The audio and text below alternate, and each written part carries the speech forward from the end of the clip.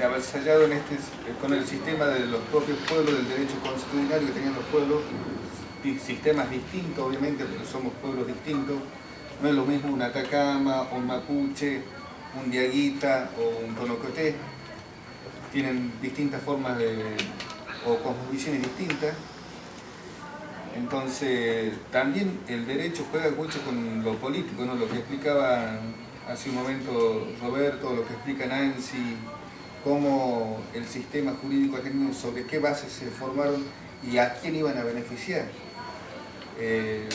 Sabemos que la generación del 80, Sarmiento, Alberdi, han dibujado un sistema jurídico que iba a beneficiar y que se preparaba y se ponía dentro del derecho, por ejemplo, la avanzada hacia el territorio del pueblo mapuche, ¿no?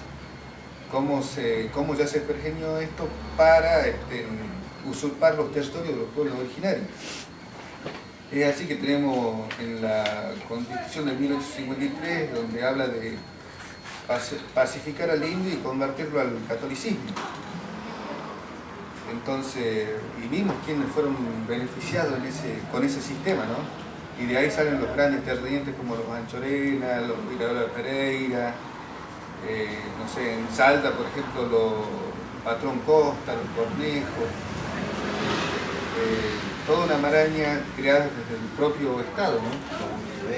Los Urtubey también, los Izasmendi, en Tucumán se conoce y a diario se pelea con los Fritos, los López de Zavalía.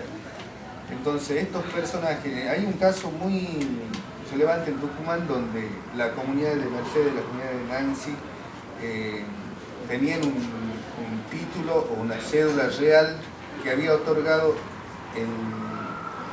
los reyes de España a la comunidad, ya que la comunidad había comprado el territorio, lo habían sacado del lugar y ellos habían pagado de nuevo para quedar en el territorio. Entonces, en fines del siglo XIX hasta bien entrado el siglo XX, los gobiernos provinciales fueron adueñándose y cercenando el territorio que ellos tenían con título justo y modo suficiente de ocupación, ¿no? Y hay algo que siempre pronuncio yo, en el derecho occidental se habla de primero en el tiempo, primero en el derecho. No se respetó eso. Si la Constitución argentina no se aplica porque es facultad del Congreso de la Nación. Y los diputados no han estado a la altura ni les interesa, y justamente los diputados que vienen de las provincias, el que no es abogado del terrateniente es terrateniente, es difícil que así se aplique, ¿no? Entonces, cuando vos decís esto se aplicó esto se aplica en Bolivia y uno hace la comparación, lo que hay que hacer la comparación en el sentido de que en Bolivia hay un proceso político que se vive. La reforma del 94 no respondió a un proceso político, respondió a un acuerdo de estructura, a un acuerdo de partido. A nosotros la verdad que a todo el mundo nos daba exactamente lo mismo que se reformara o no se reformara. Ahora cuando nos dijeron se va a reformar, bueno, anotémonos para ir a poner algo ahí adentro. De hecho aparecieron nuevos derechos que se venían discutiendo, no es que se inventaron ahí, como los derechos sobre la biodiversidad. No existía el derecho a un ambiente sano, no existía ese derecho.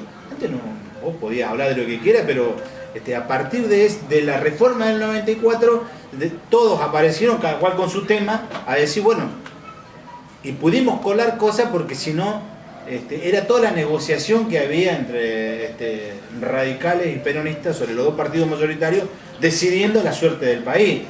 Entonces yo digo, no son los mismos contextos, ¿eh?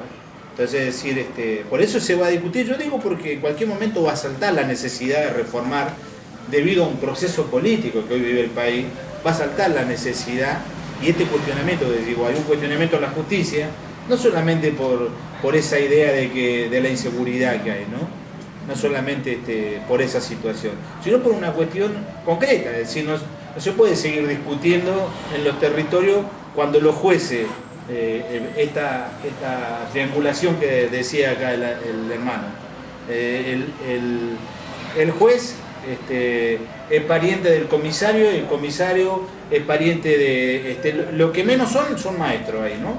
Es decir, pero en el pueblito nuestro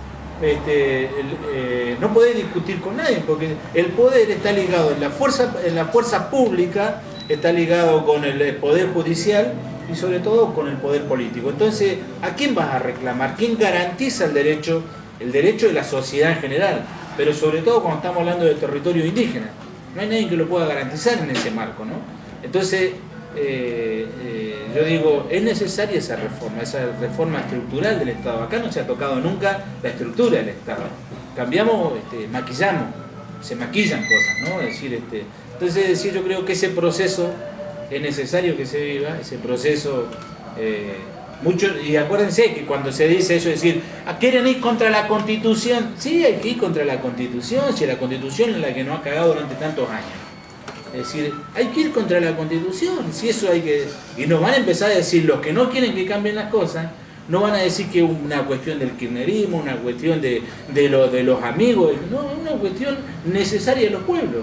Los pueblos necesitan, porque vamos creciendo, porque nos vamos desarrollando y porque necesitamos otros derechos. Y hay situaciones que se pueden modificar desde la normativa de las leyes, que alcanza que el Ejecutivo lo pueda hacer, y hay cuestiones que son estructurales del Estado, que es necesario que las pueda modificar la Constitución. Yo digo porque esto ya se tiró, nosotros de hecho participamos en un evento en algún momento, y esto se piensa no en el sueño ese que había revolucionario de la Indoamérica o de la América Latina unida o de la patria grande, de la forma que lo vea cada uno desde su ideología, es decir, sino en una cuestión, en un contexto mucho más propio hoy y mucho más cercano. Es decir, la relación que tenemos con los pueblos, o sea, nosotros que vivimos en San Martín de los Andes estamos a 1 hora y media de Chile. Agarramos el auto, hay rutas pavimentadas, cruzamos en 1 hora y media. Pero andá a cruzar hace 20 años atrás. Era un problema, pasabas a otro país. Ahora empezamos a entender en el mundo que son regiones que estamos más cercanos para el otro lado que para venir para acá. Entonces, eso se empieza a regularizar y en ese contexto está la Constitución de Bolivia, que declara sobre la Pachamama, sobre la Madre Tierra, declara un derecho, que acá se está empezando a discutir, ya alguien lo tiró, están tirando por las redes que apoyemos ese el derecho que tenemos, que la Madre Tierra debe tener, bueno, a ser cuidada. Bueno, esas cuestiones que hace años atrás era imposible. Por eso yo creo que es bueno saber que no es una cuestión olvidadiza o que no nos dimos cuenta en el 94. No fue un proceso político, no se vivió un proceso político, sino que hubo, creo que todos lo que vimos la oportunidad y fuimos a levantar la mano, a decir yo quiero opinar sobre tal cosa. Pero no fue un proceso, digo, ¿no? Y de hecho opinaron los que estaban organizados.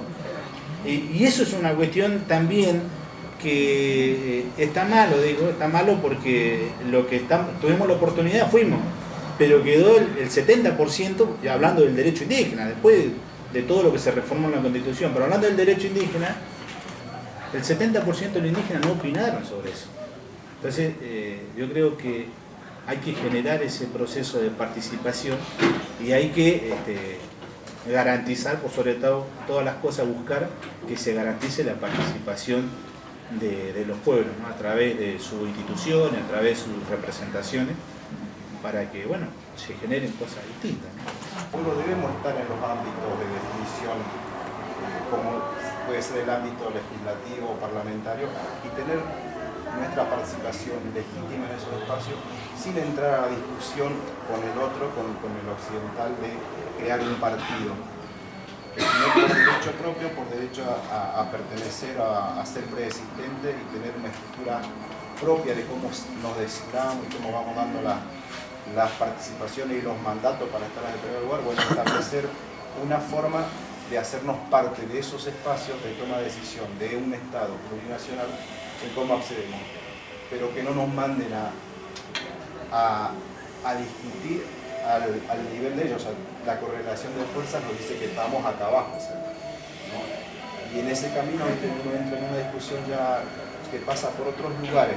Entonces, en eso, si eso va a implicar perder valores, va a implicar perder institucionalidad propia, y es algo para empezar a pensarlo. El encuentro aún no ha dado esa discusión para adentro en cuanto al partidismo, o sea, ¿no? Pero tenemos experiencia y no es la primera la que está corriendo en Jujuy. Hubo varias conversaciones, tanto en el hecho de poder observar que uno no es el primero y que han habido instancias diferentes de organización en cada momento de la historia, ¿no? Algunas cosas se han encontrado, otras no, otras se han invisibilizado, pero están. El derecho indígena hay que instalárselo al Estado, no a través del partido. Eso es lo que regionalmente, por decirlo en términos de estrategia, que es lo que vos estás planteando, es decir, ¿cómo logramos el poder? Esto que vos decías, hay que construir poder. Bueno, digo, ahí es donde empezamos cada uno a definir su estrategia también, pero digo, es una estrategia más específica, puntual. De hecho, muchos miembros de nuestra organización participan en nombre de su territorio en una lista. De hecho, tenemos concejales de pueblos que ahora han logrado entrar a esos espacios también producto de que están fortalecidos en su organización, en lugares que no había organizaciones.